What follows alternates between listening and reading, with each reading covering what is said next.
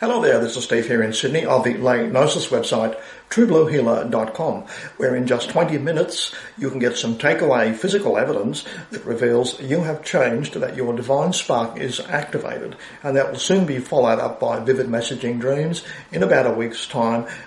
Sometime later, an internal mentoring voice, and you'll be shown to things that you need to know for your personal development along your personal lifeline. And what I'm going to talk about in this video is truth and its value, and how you can be shown truths in a fashion that you can understand at your point in your personal learning curve, so that truths can be revealed to you in layers over a 12-month, 2-year, 3-year, 5-year period in a fashion that you can understand at the time. That's about the only way we can learn, okay? So,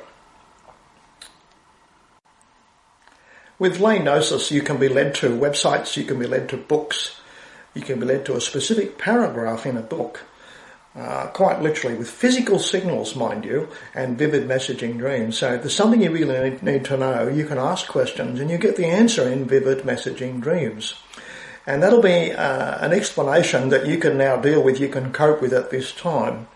That you are capable of comprehending. It's no use being told the whole truth about something if it's beyond your comprehension. So it's gradually released to you over a period of years. That's one of the best things about layman's gnosis. It's always done with a focus on your ability to understand what you are learning. Okay? Naive historians might say that the greatest gift we've ever had over the animals is the fact that we can speak. We have a free-floating bone in the back of our tongue which enables speech. No ape can do it. No animal can do it except the parrot, who only sort of mimics, as far as I know, except in some very rare cases, such as the African grey. That talks to Rupert Sheldrake, that one. But that's very, very rare. Humans have a great advantage over animals in that they can speak and impart knowledge to other people. They can report things and thus spread knowledge and accumulate knowledge in other people just with their speech skills. Now, a major problem, there's a downside to everything wonderful, isn't there? A major problem is that as soon as you can speak, you can lie, right? You can instantly cross to the dark side and make a career out of lying. And that's what all Marxists seem to do that. All left-wing liberal people today, the people who want to destroy Donald Trump, are totally invested in the downside gift of speech, which is basically lying at every utterance, which is what left-wing people, Marxists, always seem to do. And it's inflicted a tragedy on the modern world. Lying has enabled, some 40 countries to be bombed into the Stone Age, defenceless small countries. And that doesn't improve anything but the finances of investors in the military-industrial complex. So we're seriously off the rails. We're lying and propagandising and pulling the wool over the eyes of millions of people, and forcing them to lie via pedophilia, and Trump's taking that on head on. That's a damn good thing he's doing. Forcing people to lie by the blackmail of pedophilia is how the deep state keeps everyone basically asleep, basically snow job with a constant blanket of lies through the controlled media, which Donald Trump is bravely battling in America. We're all watching that right now. Obviously, lying in some cases is not harmful. It can be harmless. So, it even comes into our politeness, where you say to someone when you first see them, "Hello, how are you?" when you really don't care how they feel. You don't give a damn, really. So, but it's a pleasantry. It's a way to greet somebody and put them in a better frame of mind. That's pretty harmless, isn't it? So there's a lot of that, and we run a stable society because we can practice such pleasantries and we all endure each other's sort of little fibs, and they're pretty harmless, aren't they? One of our problems with lying is that it makes infinitely more money than telling the truth. I'm sure you can point to numerous corporate situations where a simple lie or a little cluster of lies, perhaps a few stories, common held beliefs repeated in schoolrooms all around the world, enables obscene profits to be made, all based on a few well thought up, convincing lies. There's a lot of lying going on done by newspapers. Right now in Sydney, there's a Knight of the Realm, some highly esteemed medical researcher, doctor, surgeon or something, and he's put up an opinion piece in the local newspapers, and he's telling us that type 2 diabetes is not really a disease. It's an imaginary disease, it's an invention, and really you're all just too lazy. You see, it's all your fault. None of you people get enough exercise. You spend all day in front of laptop screens and TV screens, etc. And it's entirely your own fault. And it's really an imaginary disease. It's basically called laziness, right?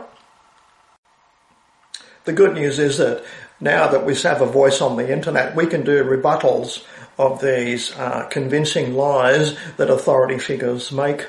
Because many of them are shills for an industry. What he failed to say in the next paragraph, which didn't happen, was that type 2 diabetes industry is worth a whopping $240 billion annually.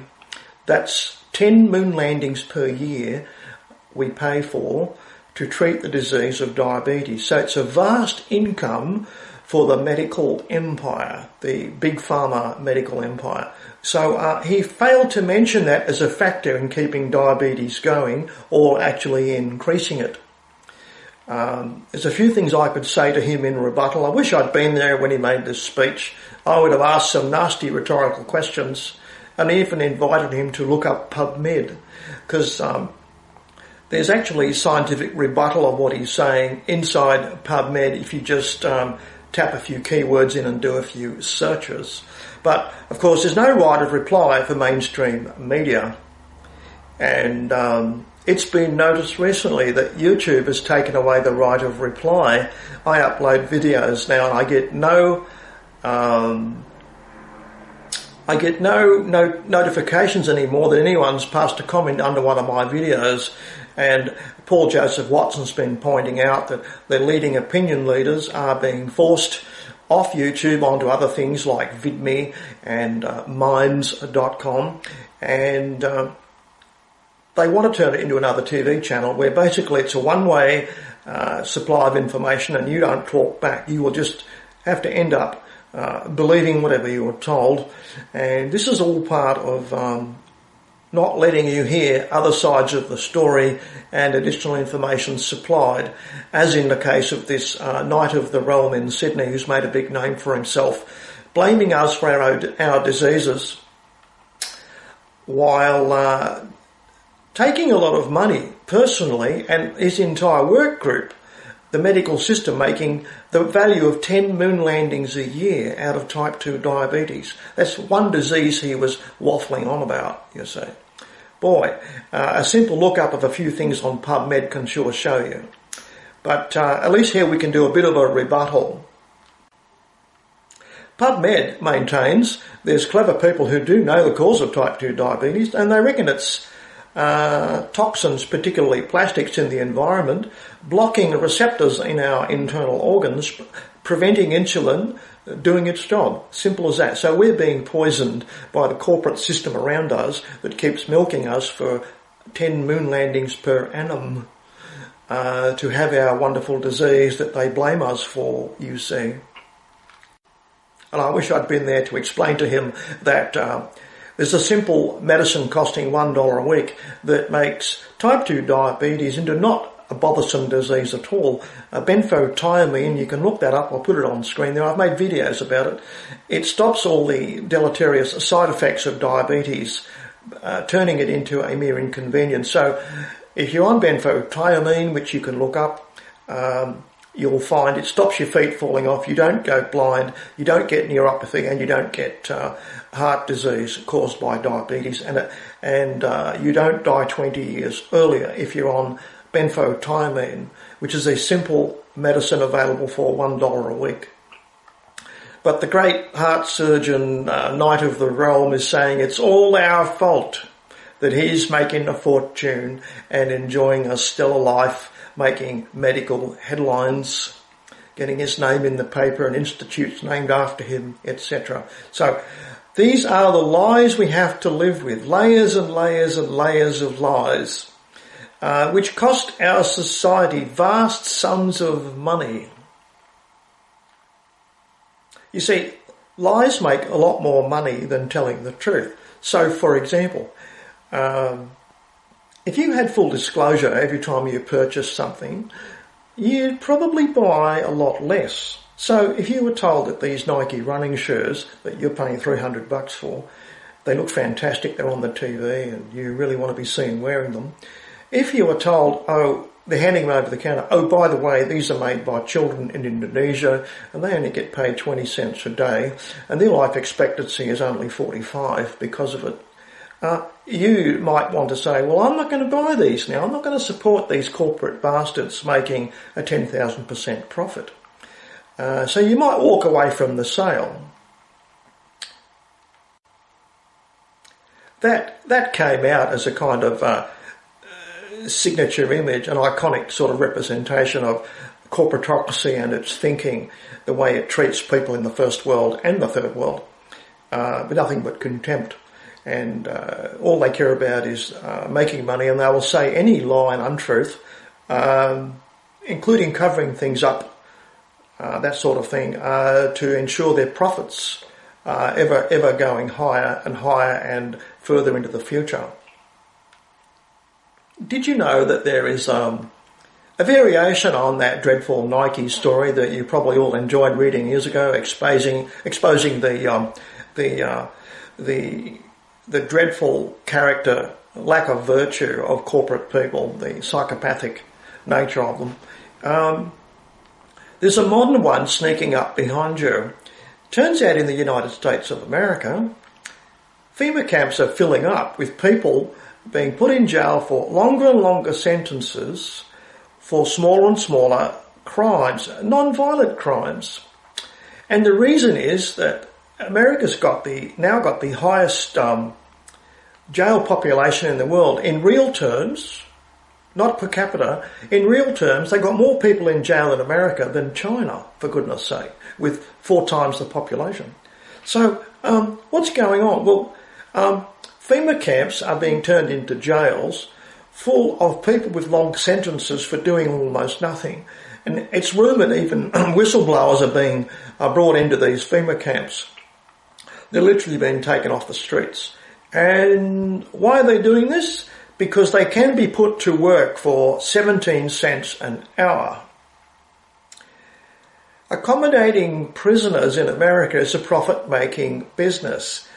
It's a new kind of slavery, and you could find yourself there. Large companies invest in this. The big name, iconic companies, Apple, Microsoft, etc.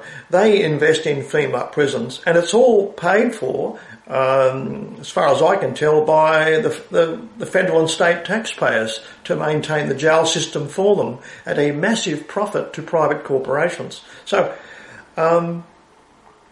that's just layers and layers and layers of lies again, isn't it? Keep it quiet as long as you can and tell lies to try and cover it up as it might be slowly exposed to the general public domain knowledge. I'm suggesting that young people today who are choosing to identify themselves as conservative are following of Paul Joseph Watson, who's discovering, he's been messaged every day by dozens, sometimes hundreds, of young people saying, I'm 17 years old and I reject all this Marxist crap around me, and I'm tired of being told what to watch and how I should feel and how I should speak. And they're turning out very conservative young people now. because conservatism is a new counterculture. It's just being reinforced by messaging off the internet, you see. So if young conservative people want an issue to campaign against for the rest of their lives against the system, one of them certainly would be stop imprisoning people just to run them in like factories at 17 cents an hour. You've really got to reform the prison system, the sentencing scheme in America. From Sydney, we've always noticed that American courts seem to sentence people to extraordinary jail sentences. They're unheard of in Australia. It is truly amazing, and that's it turns out the prison system has lobby groups, corporate lobby groups, of course. America's run by lobby groups, encouraging longer and longer, stiffer sentences to increase the accommodation profit they can make in the prison system. So that's why rap music was brought out. Did you know that? That's why Motown music disappeared. They wanted to glorify and heroise a life of crime that a lot of young black men fell for. And all this rap music is about celebrating crime to boost the jail population.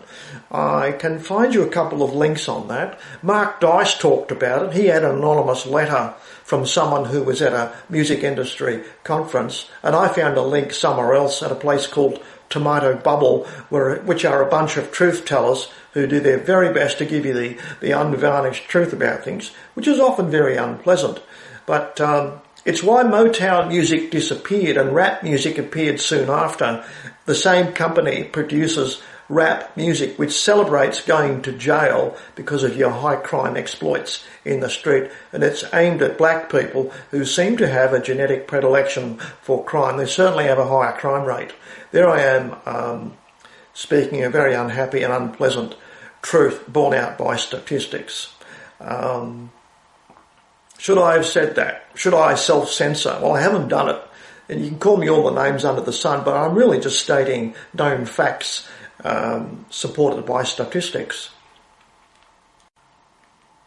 The large following of Paul Joseph Watson, I'll pin his video underneath here in the video area, the panel area below, where he says, if you want something to stand for and be rebellious against the Marxist left-wing system around you, and you want a cause, well, you can go after this FEMA camp thing, spend the rest of your life following that up.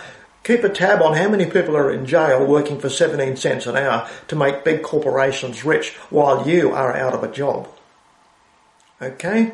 So that's a good cause to follow, and it's the general cause of truth. Truth in advertising. Do you think advertising would work if all the truth was laid out? Advertising is all about colourful lying, isn't it? Just think about it. Every ad you see contains some untruth. If you had full disclosure, it would likely put you off buying the product. So inherently, advertising has to lie. You never get full disclosure from advertising, do you? You notice that. You might be 15, 16, 17, 20, 23 or something, and if you're looking for a cause that you can do, and you realise you're only one person out of millions, what can I do? You know, the whole system was lying in wait, waiting for me to be born. It's ready for me, and this is my first time here, I think, and I'm having a bit of difficulty finding my way around. I'm feeling in the dark sometimes. A commitment to truth is a very simple thing you can do.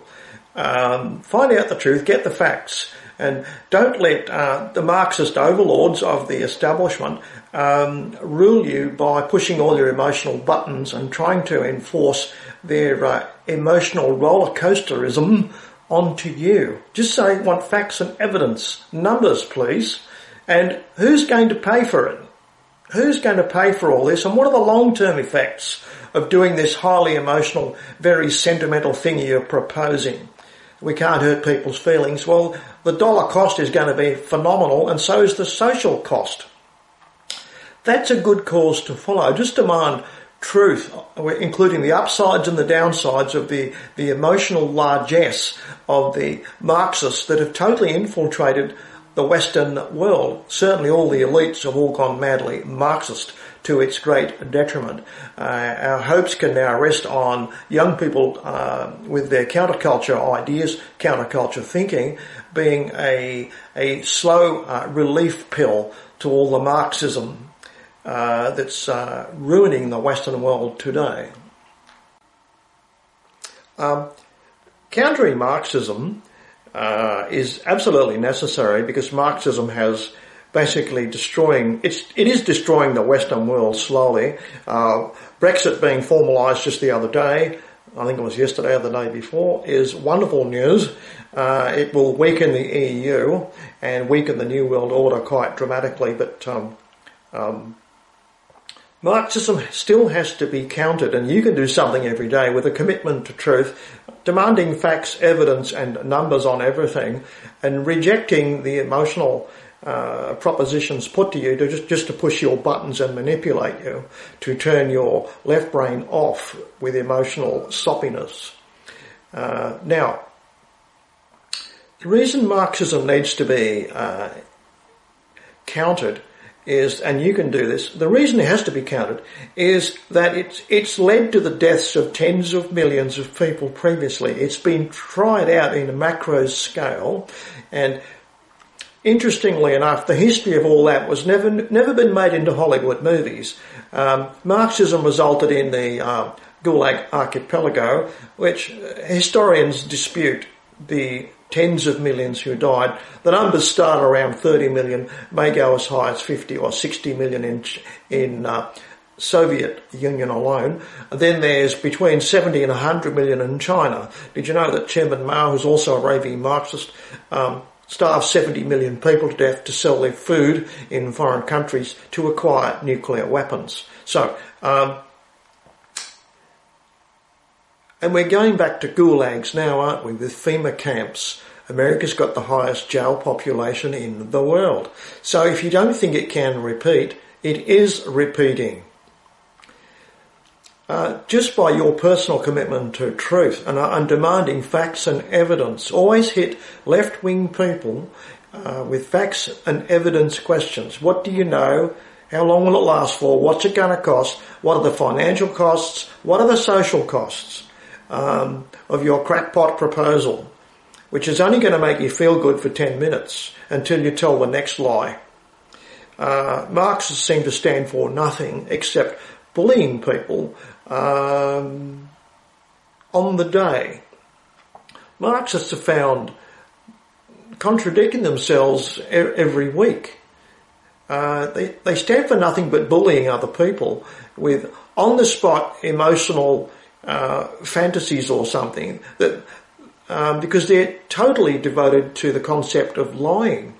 And I would say that's an evil that young people can avoid. Young people can just say, well, I'm not going to go into that idea of lying about everything and make it a way of life. You'll be taught some nasty lessons about that if you ever run a business, because you'll find lying is necessary to run a business. So there you have to learn to make compromises.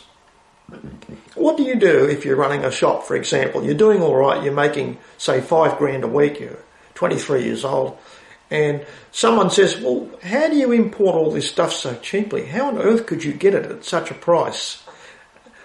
You can't just tell them the answer, can you? Oh, I got it at cheap, blah, blah, blah, XYZ at a certain place. There's an address somewhere and I'll give you all the details. You can't give that away because you're destroying your business. So you have to lie to the customer. So you've then taken your first step toward becoming a corporate liar, because bigger profits require bigger lies, more systemic lies propagated throughout society. So where do you want to go? Running a business is a wonderful teacher if you can ever do it. But it sure educates you. And one of the strangest things I cannot comprehend is the nihilism of Marxism has damaged so many CEOs in America, such as Starbucks, where the CEO's been forced to step down because he decided to stop selling coffee to Trump supporters, basically, and he's going to employ illegal immigrants. That's people who break the law, and the Conservative backlash has forced him to step down. The share price has plunged. Now, he's not the first CEO to be so totally possessed by Marxist fervour, social engineering fervour. There's been quite a few of them, and I really don't know what's got into left-wing people. They seem possessed by a strangeness where they lose sight of the profit motive and put nihilistic politics, social engineering, as their number one priority. And there's one company was sacking all the people or demanding the resignation of anyone who voted for Donald Trump.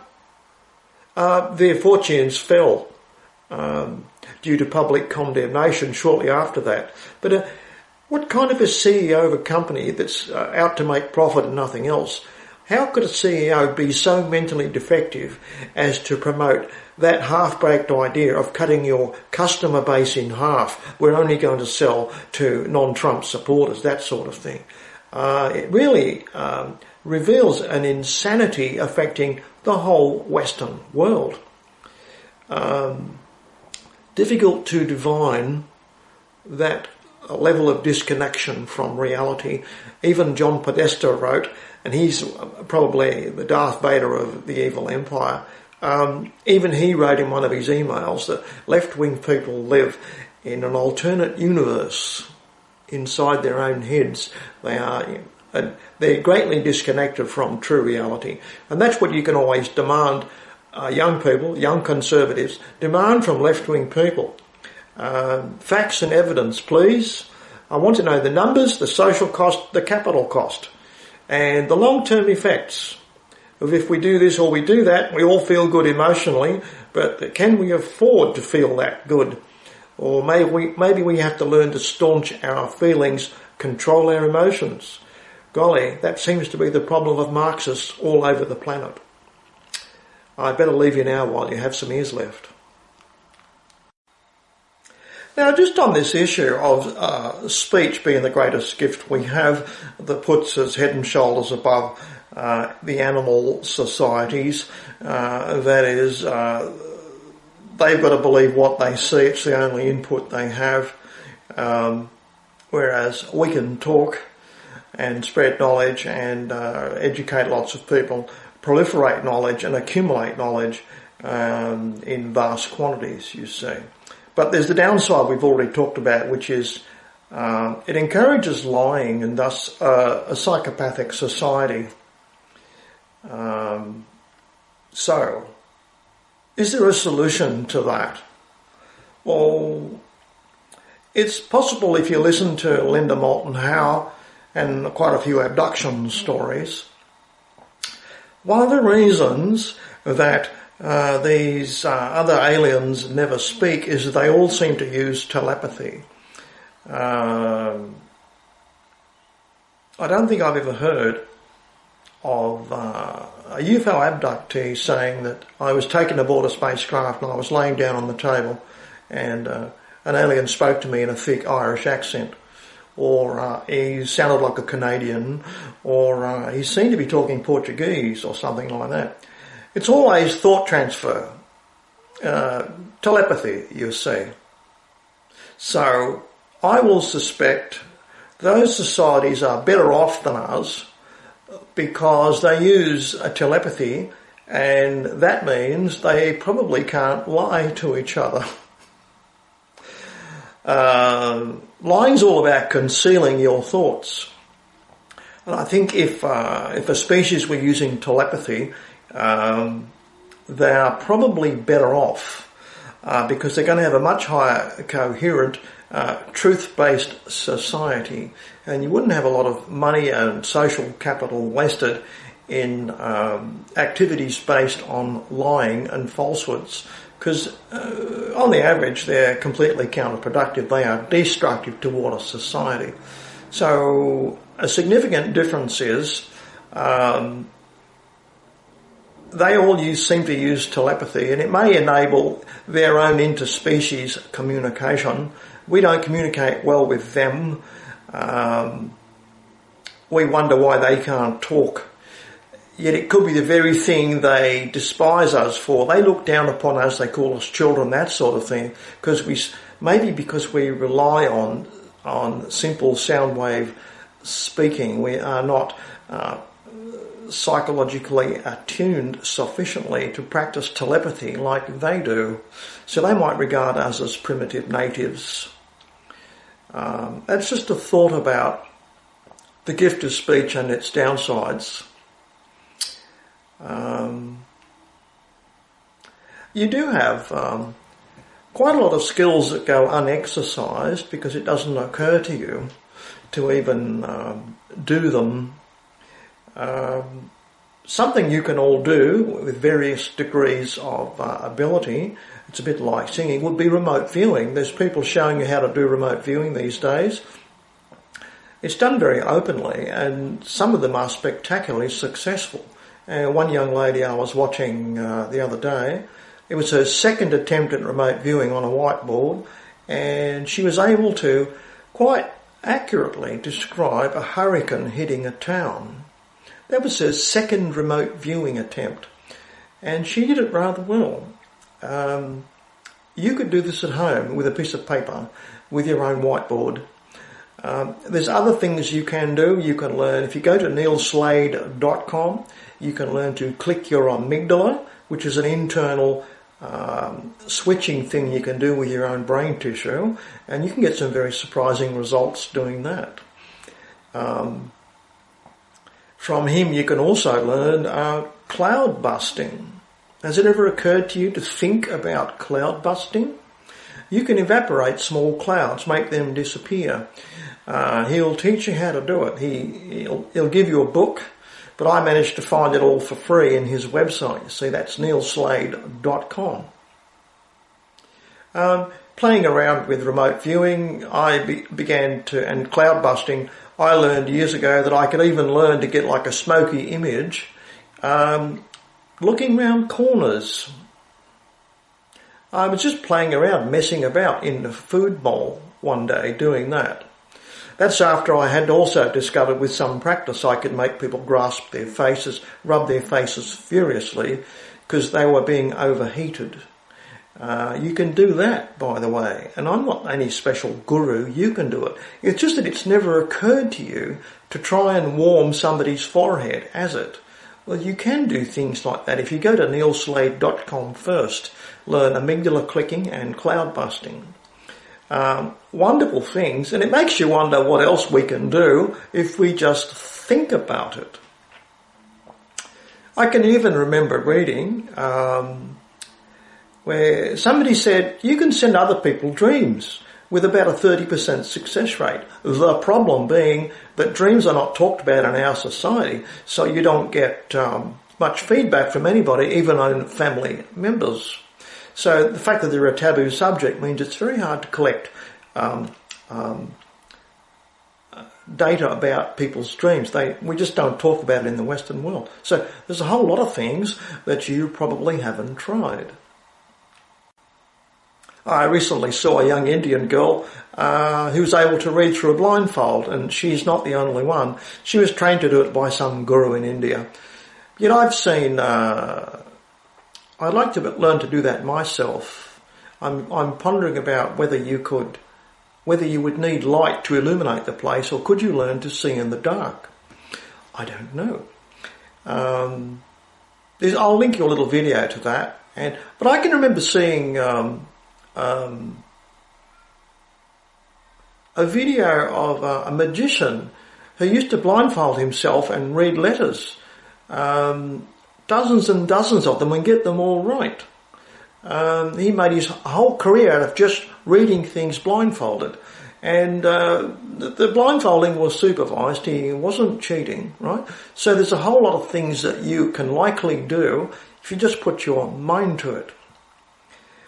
And the system around you is designed to distract you from yourself and your potentials. So I just thought I'd mention that, try and give you people some ideas. I'll link a couple of videos about this, and you can have a good time with it. Steve here in Sydney, over and out.